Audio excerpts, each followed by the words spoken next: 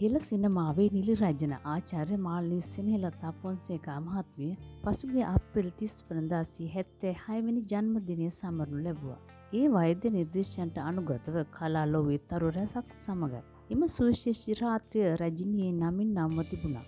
ගෙවුණු කාලේ රෝගාතුර පසු වූ මාල්නී වෙනුවෙන් සිනිස්ටා පදනම විසින් මෙම විශේෂ ජන්මදින සැමරුම සංවිධානය කර තිබුණේ කොළඹ නවලෝක රෝහලේ ශ්‍රවණාගාර පරිශ්‍රයේදී.